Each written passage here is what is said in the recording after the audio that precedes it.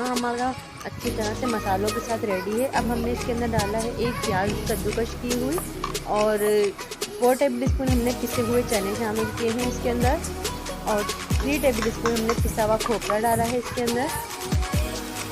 Half table spoon गरम मसाला है, 1 table spoon हमने इसमें रेड चिली पाउडर दिया है, 1 टेबल स्पून हमने इसमें नमक डाल दिया है। आप चाहें तो इसमें ज़्यादा भी डाल सकते हैं, ये आपके ऊपर डिपेंड है कि आप इसको कितना स्पाइसी रखना चाहते हैं। कीमा हमारा बिल्कुल ड्राई होना चाहिए ताकि कोफ्ते हमारे बिल्कुल जुड़े हुए रहें और ये ज़्यादा हमारे कोफ्ते खिले नहीं।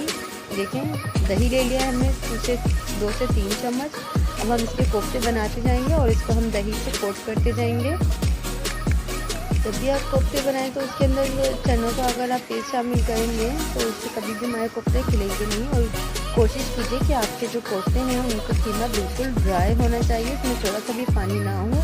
जितना हमें पानी होता है उस वजह से कोफ्ते हमारे खिल जाते हैं। अगर आप इसके ऊपर दही कोट करेंगे तो ये कभी भी हमारे कोफ्ते खिलेंगे नहीं और बहुत ही अच्छी और परफेक्ट हमारे कोफ्तों की शेप आप देख सकते हैं तैयार है। इसी तरह से मैं सारे कोफ्ते तैयार कर लूँगी। देखिए मैंने सारे बॉल्स तैयार कर लिए हैं, बिल्कुल क्रैक नहीं पड़े हैं इसके अंदर और इंशाल्लाह पकने के बाद भी इसमें कोई क्रैक नहीं आएंगे। मसाला जो हमने अपने लहसुन अदरक टमाटर और हरी मिर्चें ली थी उसको हमने पीस लिया है अच्छी तरह से।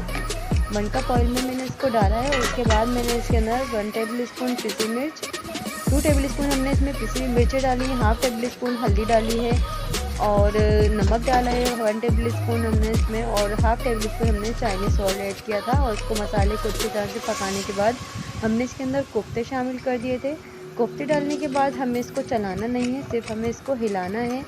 कपड़े की मदद से आप इसको हिलाते रहें। 5 से 10 मिनट के लिए आप इसको तेज़ आंच पे रखें, फिर उसके बाद आप इसको साइड चेंज कर सकते हैं। उसके बाद मैंने इसके अंदर आलू डाल दी हैं। जब भी आप कोफ्ते के साल में आलू ऐड करें तो इसको साइड में ही रखिएगा हमेशा, क्योंकि ये आलू ताकि कोफ्तों के साथ ये ज़्यादा गिचमिच ना हो। और इसके बाद हमने इसमें डाला है पिसा हुआ खोपरा। इसका टेस्ट बहुत बेहतरीन आता है कोफ्ते में अगर आप डालेंगे। अगर आप चाहें तो इसके अंदर गोरमा मसाला भी ऐड कर सकते हैं।